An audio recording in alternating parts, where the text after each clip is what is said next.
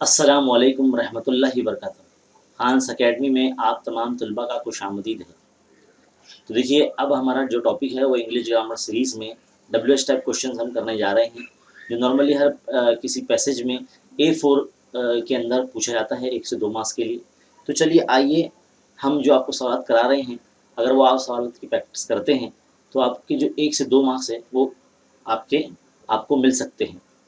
तो देखिए, यहाँ पर पहला सवाल है कुछ इस तरह से कि तो देखिए स्टूडेंट, सवाल नंबर 1 अब आपके सामने है। यहाँ पर हमें क्या बोला गया है, I started throwing more stones, और फिर बाद में यहाँ पर थ्रोइंग मोर स्टोन के नीचे अंडरलाइन की गई है, और यहाँ बोला गया है कि make a WH type question that underline words would be answer.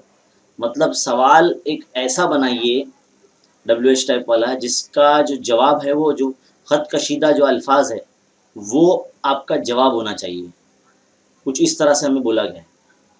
तो हम क्या करेंगे, सबसे पहले जो हमें सेंटेंस दिया गया है उसको ध्यान से आप पहले पढ़ें, चेक करें कि वो किस ज़माने में है।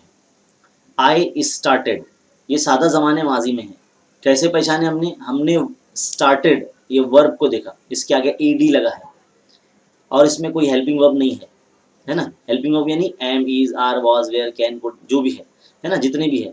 तो यहाँ पर हेल्पिंग वर्ब नहीं है, तो इसमें वर्ब के फॉर्म को देखा जाता है। यहाँ वर्ब का जो फॉर्म है वो स्टार्टेड है और ed लगा है, पास्ट टेंस में है। तो I started throwing more stones, ये जो जुमला है N encounter of special kind से लिया गया है, जिसके अंदर मुसन्निफ जो है वो लंगूर को बचाने के लिए जो बड़ा लंगूर होता है उसको पत्थर मारता है, तो थ्रोइंग मोर स्टोन्स, तो उसने और ज़्यादा पत्थर फेंकना शुरू किया, है ना। तो इस तरह से जुमले का मीनिंग भी हो गया, तो आपको ये समझ में भी आ गया होगा जुमला। तो कभी भी कोई सवाल हल करने से पहले उसका मतलब आपको समझ लेना है, पढ़ते बराबर आपको समझ में आ जाना चाहिए कि किस सबक से लिया गया है ना। तो फिर इस तरह से जो जवाब हम इस तरह से स्टार्ट करेंगे कि थ्रोइंग मोर स्टोन, उसने और पत्थर फेंकना शुरू किया। तो हम अगर उर्दू में सवाल बनाएंगे तो क्या बनाएंगे, उसने क्या किया, तो क्या किया अंग्रेजी व्हाट, तो हम लिखेंगे WH वर्ड है इसलिए व्हाट से शुरू करेंगे, तो लिखेंगे व्हाट, फिर हेल्पिंग वर्ब क्या लगाएंगे, डिड लगाएंगे। क्यों, क्योंकि जो यहाँ वर्ब है वो सेकेंड फॉर्म में है ना, ज़माने माजी में है। तो what did I start, what did I start question mark, मैंने क्या किया, थ्रोइंग मोर स्टोन, मैंने और पत्थर फेंकना शुरू किया। तो इस तरह से इसका जवाब होता है। अब आगे सवाल नंबर 2, क्या बोला गया सवाल नंबर 2 में, शी स्क्रीम्ड बैक डिराइजिवली, वो मुझ पर ताना देते हुए हंसती है, मेरे पीछे ताना देते हुए हंसता है या मेरा मजाक उड़ाता है। डिराइजिवली का मतलब कुछ इस तरह से होता है, make a WH type question that underline word would be the answer. मतलब ऐसा सवाल बनाइए कि जो अंडरलाइन वर्ड है यहाँ पर डिराइजिवली है ना, तो उस वो जवाब आना चाहिए। ये डिराइजिवली असल में एक रवैया है, तो रवैये के नीचे अंडरलाइन किया गया है।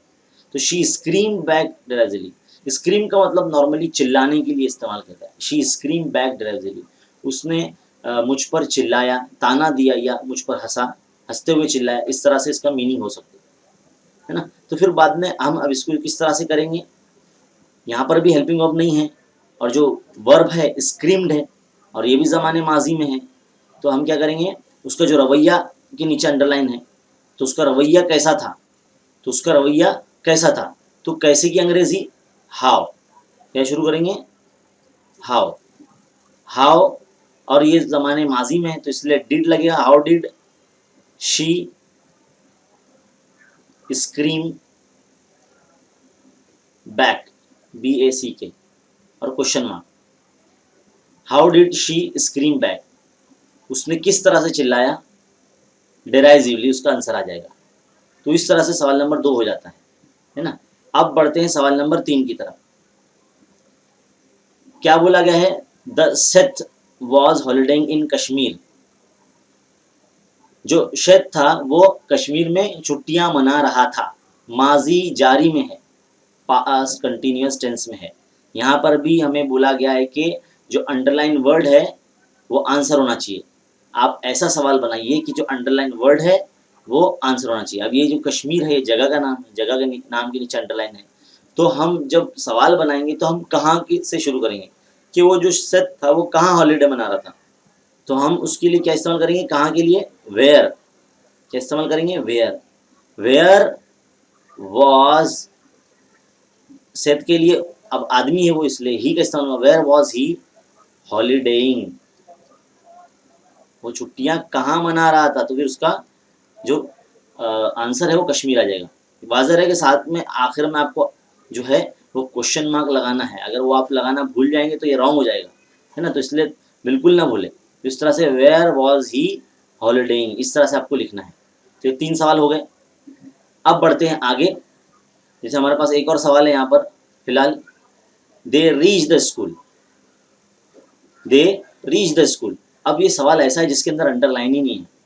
अब आप हो जाएंगे परेशान कि सर ने बोला था कि अंडरलाइन वर्ड जो है आंसर आना चाहिए, ऐसा डब्ल्यू टाइप क्वेश्चन आता है, तब क्या करेंगे आप। लेकिन यहाँ पर आप गौर से देखिए, सवाल के आखिर में आपको एक हिंट दिया गया है, rewrite the sentence with where, rewrite the sentence with where, यानी अपना जो जवाब है वेयर से स्टार्ट कीजिए। रीराइट का मतलब था फिर से लिखना, rewrite the sentence with where यानी वेयर से अपना जुमला शुरू कीजिए, ऐसा उसने हिंट दिया है। तो जो अंडरलाइन हमारे जहन में क्या होना चाहिए, स्कूल होना चाहिए, है ना। वो कहाँ पहुंच गए, तो उसका जवाब आएगा स्कूल। तो कहाँ के लिए वेयर इस्तेमाल होता है, तो वेयर, वेयर। अब हेल्पिंग वर्ब क्या लगेगा, यहाँ पे तो हेल्पिंग वर्ब है नहीं सवाल में, तो वर्ब का फॉर्म देखेंगे। यहाँ क्या है, रीच्ड, रीच्ड का मतलब होता है पहुंच जाना, यानी पहुंच गए। तो यहाँ पर जो है पास्ट सिंपल में है, इसके लिए डिड लगेगा, वेयर डिड, फिर उसके बाद सब्जेक्ट लगेगा दे, और रीच का फर्स्ट फॉर्म REACH, रीच, और question mark, where did they reach, वो कहाँ पहुंच गए, तो उसका जवाब आएगा स्कूल, है ना। तो कुछ इस तरह से आपको करना है। शायद हमने एक पेज छोड़ दिया है पीछे, ये सवालात आपको करने हैं। हम ये PDF फाइल इस वीडियो के डिस्क्रिप्शन में आपको दे रहे हैं। जितने भी सवालात जो बाकी के बचे हैं वो आप खुद करें, ये हम आपके लिए बतौर होमवर्क समझ लीजिए दे रहे हैं, इसकी आज से आपकी प्रैक्टिस हो जाएगी। और तो आपको सिर्फ एक ही बात याद रखनी है कि जब भी कभी ऐसे सवालात आ जाए जिसके अंदर हेल्पिंग वर्ब इस्तेमाल बिल्कुल नहीं किए गए हैं, तो आपको वर्ब का फॉर्म देखना है कि वो किस फॉर्म में है, यानी V1 में है, V2 में है, या V3 में, यानी प्रेजेंट में है या पास्ट में है या पास्ट पार्टिसिपल में है ना, किस ज़माने में। तो उस हिसाब से हेल्पिंग वर्ब के हिसाब से डू, डज और डिड का इस्तेमाल किया जाएगा। अगर मान लीजिए या आई स्टार्ट्स, है ना, या ही स्टार्ट्स, आई के साथ वैसे स्टार्ट्स नहीं होता, ही जितने भी सिंगुलर है, ही, शी, इट, उसके साथ वर्ब को एस लगता है। तो अगर ही स्टार्ट्स होता तो हम यहाँ डज लगाते, फिलहाल यहाँ ED लगा है तो इसलिए हमने डिड लगाया। तो इस तरह से अगर ये सिर्फ स्टार्ट होता तो हम यहाँ डू लगाते। तो अलग अलग जो वर्ब के फॉर्म के हिसाब से डू, डज, डिड का इस्तेमाल होता है। तो उम्मीद है ये वीडियो काफ़ी आपके लिए हेल्पफुल होगी। ऐसे मज़ीद वीडियोस हासिल करने के लिए हमारे चैनल पर बने रहिए और देखते रहिए खान्स अकेडमी। शुक्रिया।